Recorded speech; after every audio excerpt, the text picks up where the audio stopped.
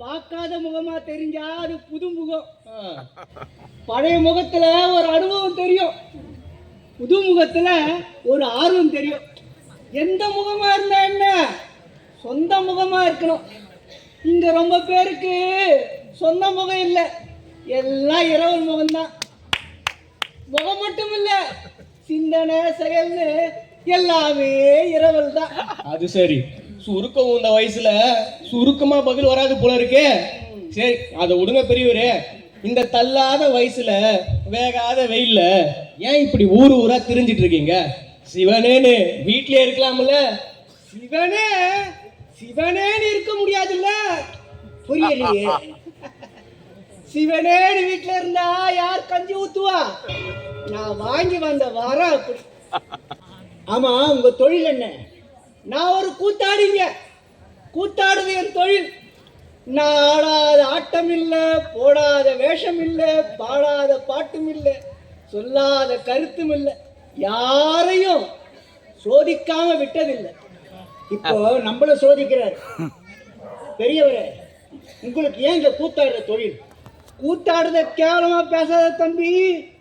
கூத்து கலை ஒரு தெய்வீக கலை. ஒரு முறை வேஷம் கட்டி கூத்து கட்டிட்டோம்னா சாகர வரைக்கும் விடாது. மொப்பந்தான் நானே, சாகர வரைக்கும் விடாது. அது சரி பெரியவரே, வருமானம் ஏதாவது வருமா? வரும், ஆனா வராது. ஒன்றும் புரியலையே. புரியும், ஆனா புரியாது. அதாவது புரிஞ்சதெல்லாம் புத்தியில தங்காது, புத்தியில தங்கினதெல்லாம் புரிஞ்சுதான் இருக்காது, தெரிஞ்சதெல்லாம் தெளிவா இருக்காது, தெளிவானது எல்லாம் நீ தெரிஞ்சுக்கவும் முடியாது. நான் ஒன்னும் தெரிஞ்சுக்க வேணாம், ஆளை விடுங்க. ஜோதிலிங்கம், இவர் ஏன் நிக்க வச்சு கேள்வி கேட்ட ஆகி போச்சே? பெரியவரே, நீங்க போகலாம். நில்லுங்க, உங்க பேரை சொல்லிட்டு போங்க. என்ன சொக்கன்னு சொல்லுவாங்க, சுந்தரேசன் சொல்லுவாங்க, ஆதி அந்தம் இல்லாத அனாத பயலன்னு சொல்லுவாங்க. அனாதையா நீங்க? நான் அனாதைதான், என் குடும்பம் அனாதை இல்லை. ஓ, உங்களுக்கு குடும்பம் வேற இருக்கா?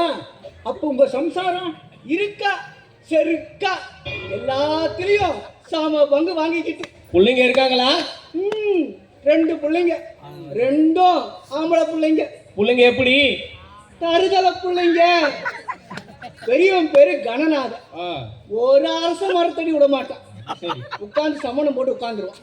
எல்லாத்துலயும் எனக்கு நான் முன்னுரிமை வேணும்னு முரண்டு பிடிப்பான். இப்படிதான் நடந்துட்டு இருக்கு.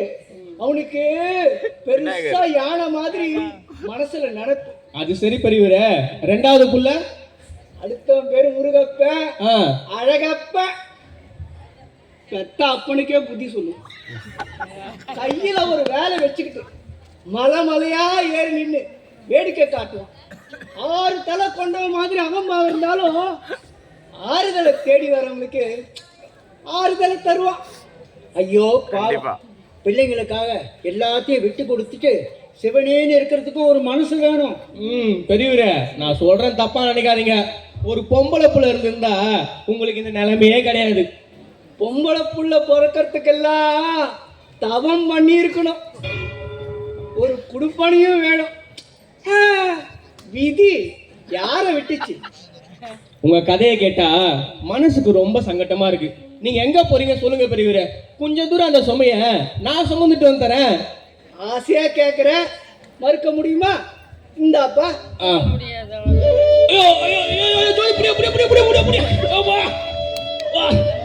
பெரியவரே, எப்படி இந்த பாரத்தை போய் சுமந்து வந்தீங்க?